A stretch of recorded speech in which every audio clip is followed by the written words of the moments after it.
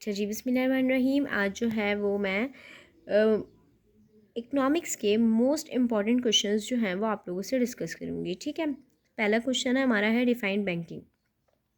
Short question है ये, most important है। डिफाइंड बैंकिंग, बैंकिंग क्या होती है? Banking is the branch sorry banking is the business of accepting deposits from the public, safeguarding money, providing loans and offering financial services such as money transfer, check facilities.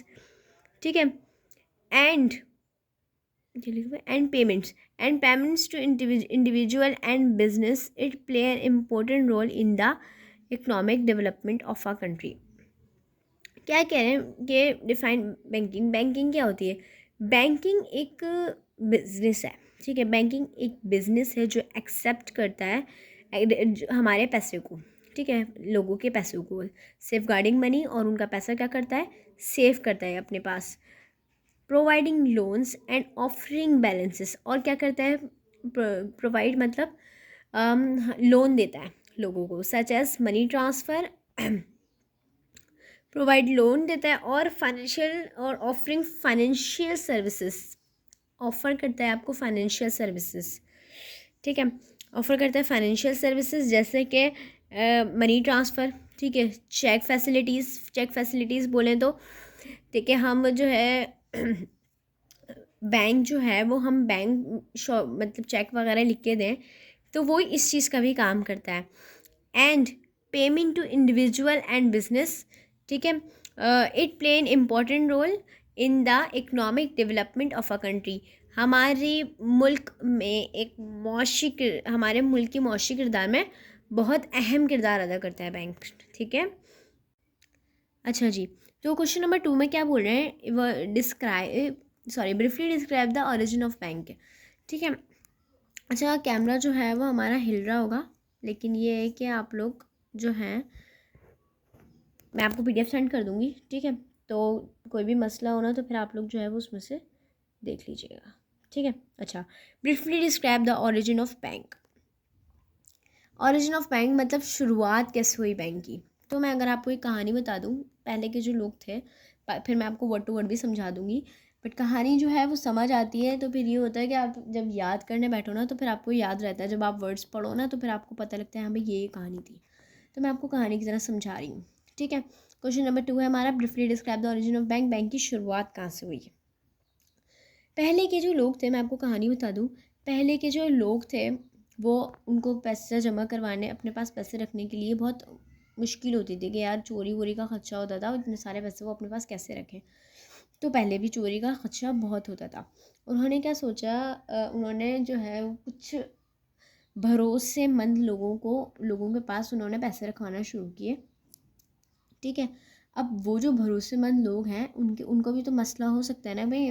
मैं अगर तुम्हारे पैसे, जब ज़ाहिर है वो भी इंसान ही है, उनके पास अगर आप पैसे रख रहे हैं तो चोरी तो उनके पास भी हो सकती है। तो उन्होंने क्या किया, जिसके पैसे वो रख रहे हैं, जैसे मेरे पैसे वो रख रहे हैं। ठीक है, जैसे मान लें 50 रुपीज़ उन्होंने मेरे रखे हैं। ठीक है, तो वो उसमें से 10 रुपये जो है वो चार्ज करेंगे कि मैं तुम्हारे जो है वो 50 रुपये रख तो रहा हूँ संभाल के, लेकिन उसमें से मुझे 10 रुपये चाहिए। ठीक है, तो 10 रुपये उनको एज अ चार्ज फ़ी वो ले रहे थे। ठीक है, उन्होंने वो 10 रुपये जो चार्ज फ़ी ली, उसके लिए उन्होंने फिर क्या रखे, अपने आर्म गार्ड्स रखे, मीन्स के बाहर जो है उन्होंने गार्ड्स रखे कि चोरी ना हो। ठीक है, तो इसी बुनियाद पर क्या बना, बैंक बना। अब स्टार्ट करते हैं कि mankind has always been seeking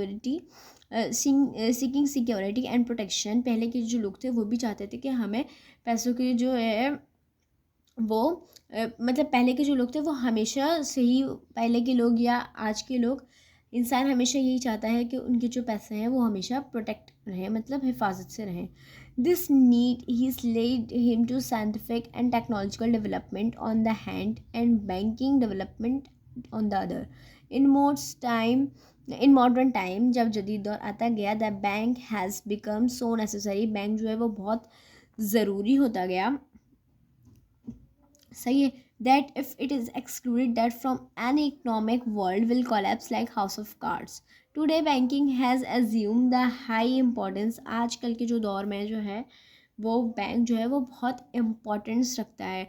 you just withdraw, आपने जब चाहा विड्रॉ करवा लिया, and excluded it whole economic and financial structure will collapse.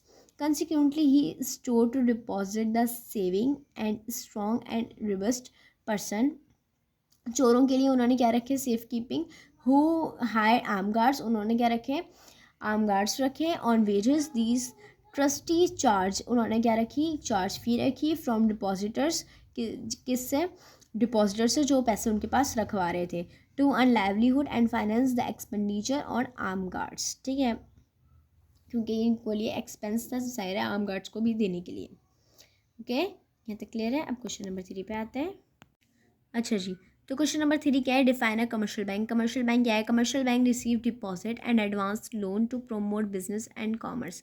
Commercial bank क्या है, रिसीव डिपॉजिट, वो भी अपने पास पैसे जमा करता है, एंड एडवांस लोन, और एडवांस लोन देता है, ठीक है, to promote business and commerce.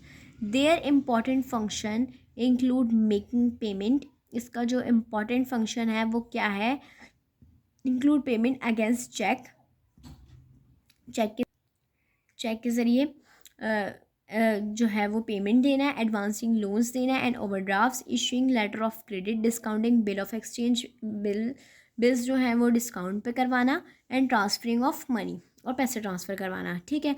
The following are the famous commercial bank in Pakistan. यहाँ पे कुछ कमर्शियल बैंक्स जो हैं, कमर्शियल बैंक जो पाकिस्तान में मशहूर है वो कौन कौन से, united bank, Habib bank, Muslim commercial bank, national bank of Pakistan, allied bank limited.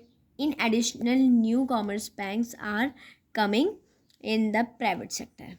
Okay, अच्छा जी, अब क्वेश्चन नंबर 4 है, what are the kind of cooperative bank.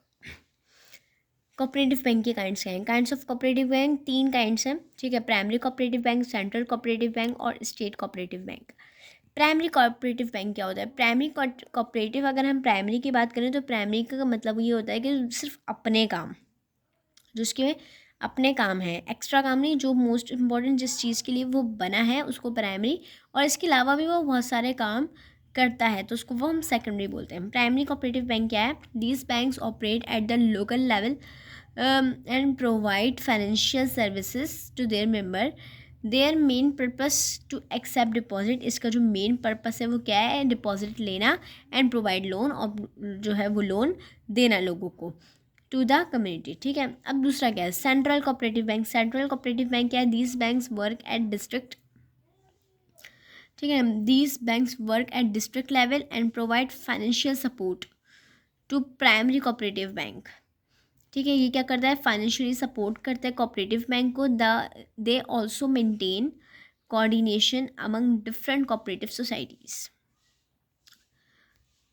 Okay, अच्छा, स्टेट कोऑपरेटिव बैंक क्या है, these banks operate at the state और provincially level and are the heist